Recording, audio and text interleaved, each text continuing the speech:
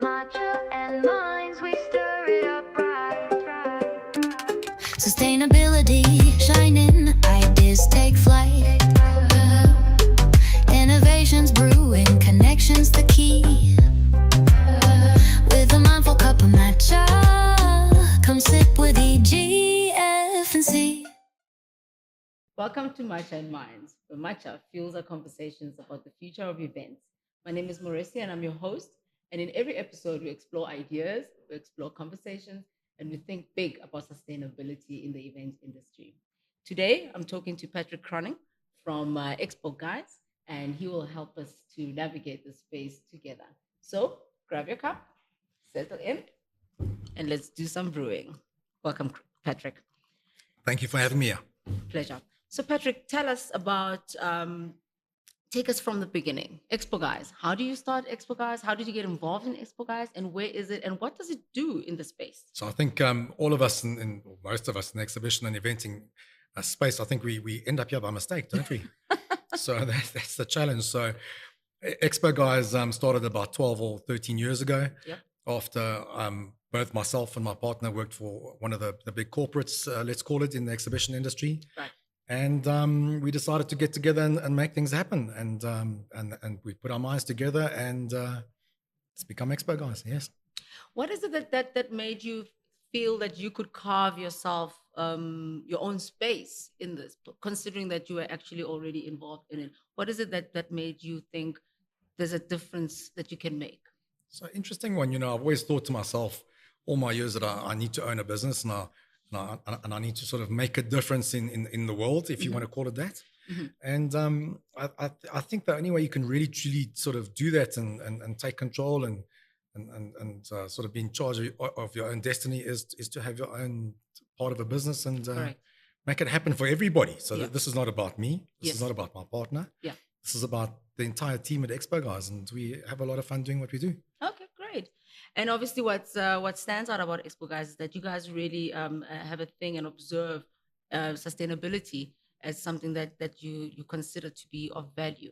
What are your thoughts and views and perspectives around sustainability, and what have you seen over the last 14, 15 years? So I must tell you, I think the sustainability concept, issue, whatever, became top of mind, I think, in the last maybe only 2 or 3 years. Because, we all get into our businesses, we've got to make things happen. And we sort of know we're not going to change the world. We've got to deliver a product. We've got huge pressures in exhibitions and events. Mm-hmm. So we do what we got to do. Yes. And then we start thinking a bit sort of more as time goes by. And we realize that I think there's a little bit more to it. And we need to make a little bit more of a difference. So that happened a couple of years ago. Mm-hmm. Of course, the Event Greening Forum was this thing out there that we weren't really part of. Mm-hmm. We thought, well, let's just join. And at that point, and I hate to admit it, was almost for the sake of joining. But then you do that, and then you start thinking. And that thinking starts to sort of make you do things within the business and take it one step further. Okay. And that's how it evolves. Yeah. It's sort of, it opens your horizons and makes you just do things a bit better. That's great. Are you finding that you need to push sustainability into the conversation with your clients, or are some of your clients actually asking for it? So, it's a bit of a push. We've got 1 or 2 that have asked, and that's amazing. Yeah. But again, it's when people are going to an exhibition, they want to get to an exhibition. And they want to get results. They want to get their return on investment, and it's always a rush, and it's the exhibition that's important. Right. So I hate to say it, but the sustainability is on the back burner, isn't it? Yeah. But if we're pushing it to a certain degree and we're touching on certain points and we can help them without complicating their process, then we can get both done. Sure. So that's what we more or less do. That's wonderful. So in relation to what you do specifically at ExpoGuys, and where you can obviously incorporate sustainability, because you're limited to that, quite frankly. Yeah. What are some of the things and ideas and concepts that you push through that you can present to your clients that introduce or enhance sustainability in an event? So the whole sort of idea around our sustainability, and that is, of course, we look at the materials. but we are restricted to using a certain amount of materials that really work in our industry. Right. And we could use greener items, but I'm afraid it wouldn't be sustainable, not for us and not for our end product. So we try and strike a balance between the two. And if we do use a plastic, and we do, okay, we make sure it's going to have a very long life span. Okay. And we'll make sure that it gets recycled into the correct channels and comes back and almost reused again. Okay. Another item we use is aluminium. Again, not the greatest not the greatest green item that can be used out there. But if you use it for 10, 20 years or whatever, right, then it's extremely sustainable. Correct. And then we look after everything and then you melt it down and you almost start again. Okay. So, that's our approach. And, right. and we take that approach with our premises. We've got large premises, and I think we could probably survive with half the size premises. But we sell nothing, and that's the key part of our business. And it's an interesting thing that so when it goes out, 5 days, 10 days later, it's coming back. Yeah. And it's going to be reused. Okay. And that's critical for us. Oh, great. So it sounds like you really work with what you have, and you give it the longest life you can. And that's really the approach that you're taking.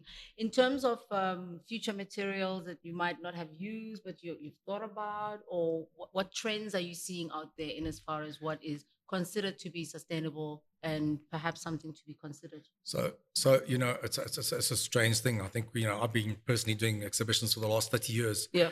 And even though there's been change, there's almost been no change. If you know what I'm saying. Okay. So of course the look of stands changed, and the way we're using fabrics now has changed dramatically. Yeah. And the way we're printing is extremely different. But there hasn't been dramatic changes. And I see that carrying on for the next foreseeable future.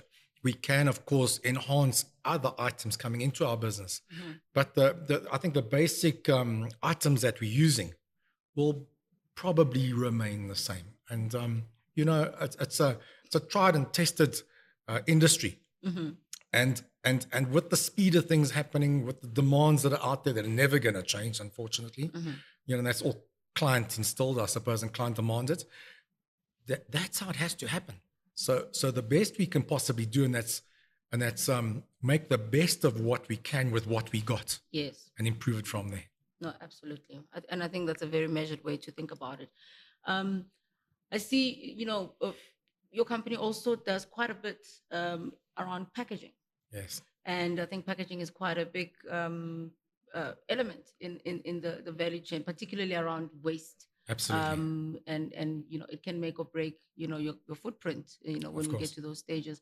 Talk to us about what you do. Actually, talk to us first about what packaging, the touch points of packaging in your particular industry, but also what you do about it from a waste management perspective. So it's most interesting that because our product and we earn product, of course, we earn revenue when our product is on site. Yes. However, the product and its lifespan and its damages and how it's used that doesn't really happen on site. If somebody's sitting in your chair or using the stand, I mean that's the easy part. Yeah.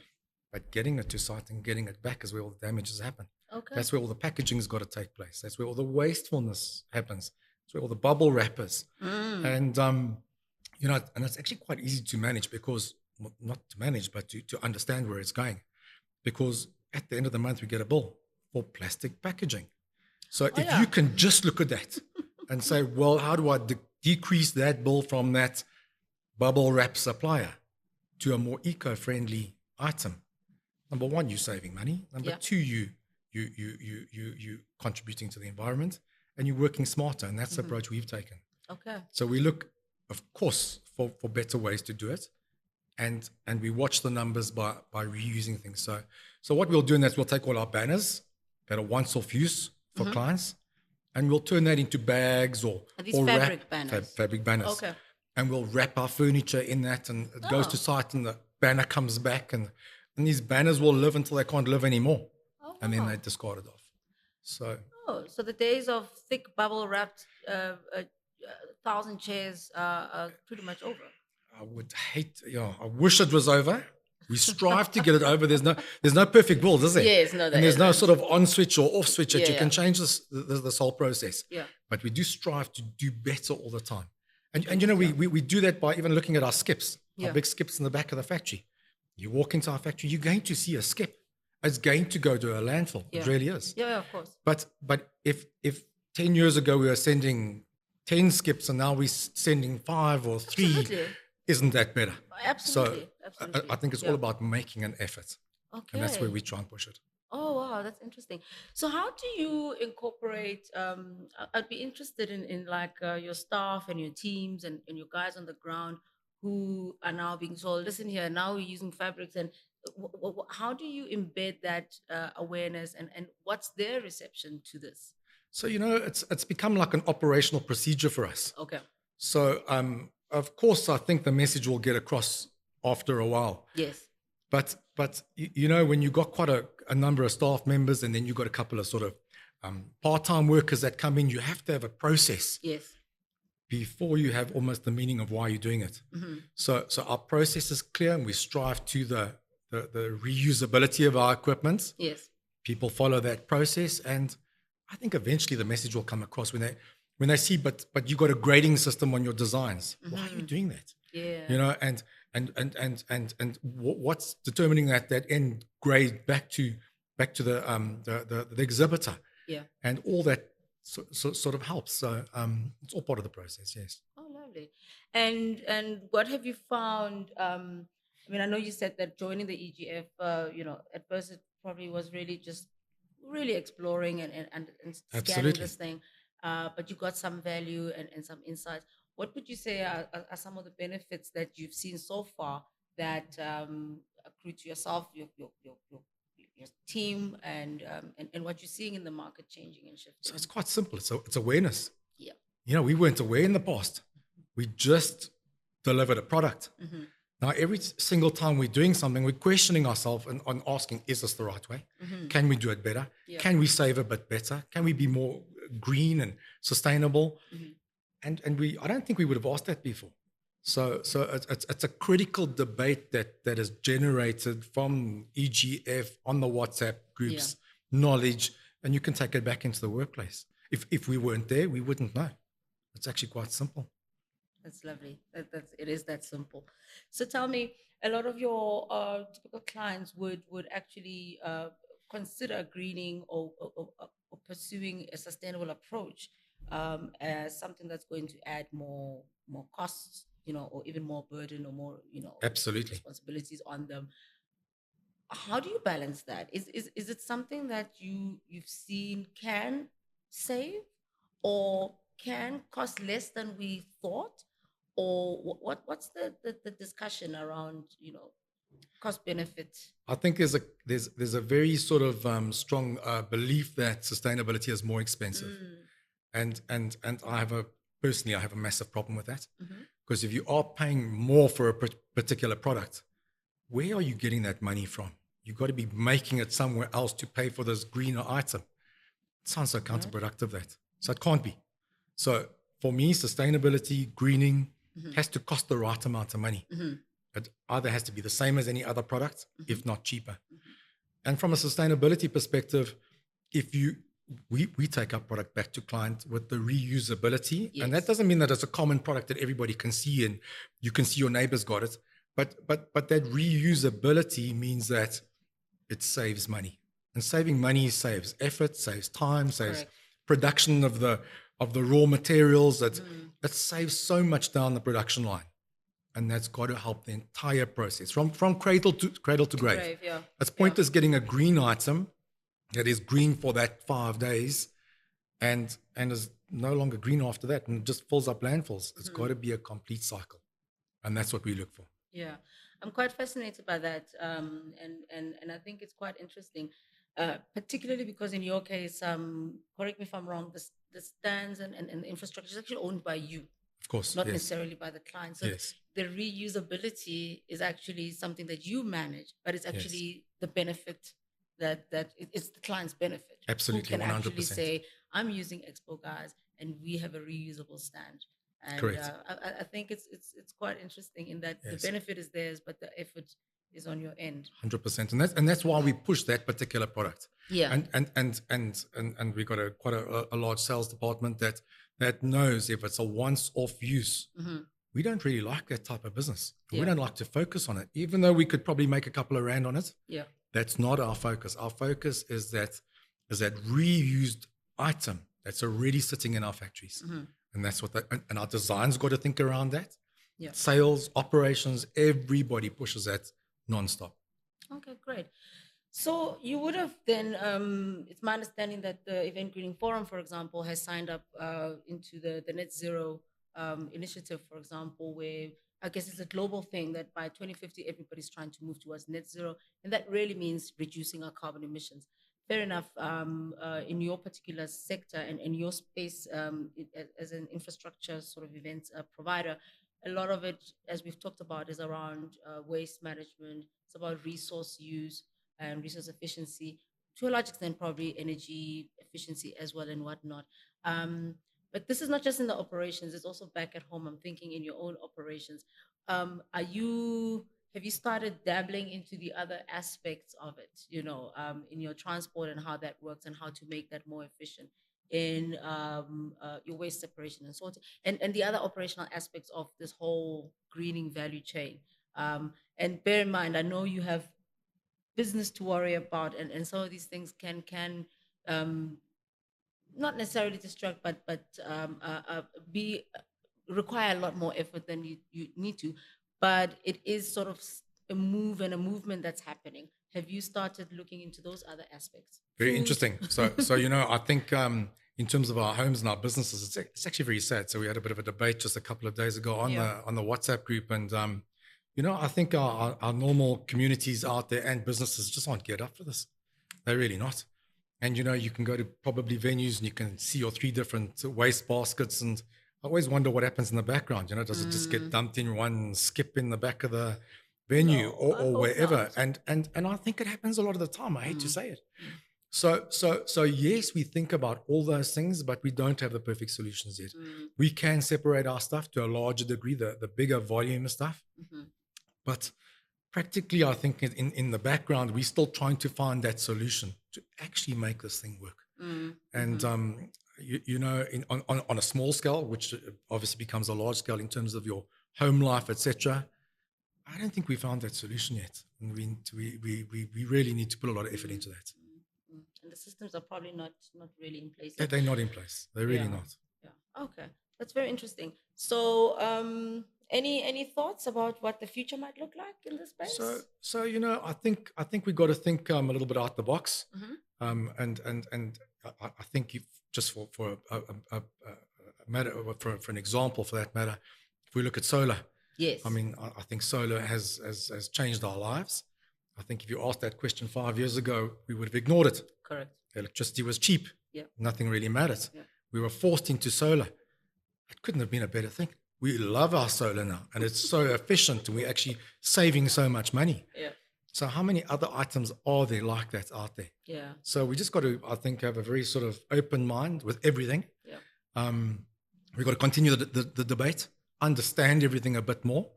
And I'm sorry to say, but I'm a firm believer there's no change tomorrow. Yeah. We can start the change tomorrow, but there's no radical change. We're not stopping the plastic and starting the cardboard. We're not doing that. We just can't. Yeah. But we can think a bit smarter about it, and we can recycle more plastic. And we can find better ways for, call it cardboard, wood, or whatever. Yeah. And that's how we got to shape our future. And I tend to agree with you. It's sort of, it goes in line with that whole theory of change. It's not just so one shot thing. You go through awareness, as you've mentioned with the Event Greening Forum. You started with awareness, and then from awareness you build up to understanding, and then ultimately you can actually get to really having these things embedded and understood and executed well and even measurable. But it takes time, and it takes a stepped approach, and also one that brings everyone along. Absolutely. What's the point of you doing this, and then the rest of the communities out there are actually not coming along with? So I think it does take a team effort. Tell us then about what you think ExpoGuys is headed towards. What are some of the events you're excited about? What are some of the events that you think are going to challenge you or I think, you're looking forward to? well, that's a good question. I think every event has a certain amount of challenges, and Right. and that's why we love what we do. But our calendar is full, of course, besides the Nice. end of the year. Nice. And we go from event to event. We've crossed the borders just in the last 2 weeks to Dar es Salaam. Oh, wow. We've had incredible challenges in Africa with containers not coming off ships in time and Yeah. not going through customs, and lots of fun like that. Containers back on the water now, coming back to South Africa, and multiple venues and provinces that we're working in. So I think our team is fired up and loving what we do, and just can't get enough of it. Okay. And if you were to advise yourself, a good now, but back in the day when you started and you were very keen to start and get involved in this business, what would you advise? So if you asked me that 15 years ago, I would have said, don't dare do it. I think if you asked me that question right now, I'd say, but of course. Yeah. I mean, look at what we do. It's absolutely insane. Yeah. We make magic happen. We make the impossible happen. And as we've made it happen, we pull it down and we start again. And we've got nothing left but pictures. I mean, who on earth can say that they do these things? It's incredible. That's So I love it. And actually, if you don't love it, you can't do it. Yeah. So all us people that have been in exhibitions for all these years, probably 5, 10 years or whatever, we're addicted. We have to stay. We can't go anywhere else. Couldn't have said it better than you. And on that note, it's a wrap. Thank you very much, Patrick. It's a pleasure. Please follow us on the socials. Just look for Matcha Minds and follow us, click and share with all your friends, and we'd really appreciate that. Stay tuned for the next episode as well. So stay curious and stay interested. Cheers.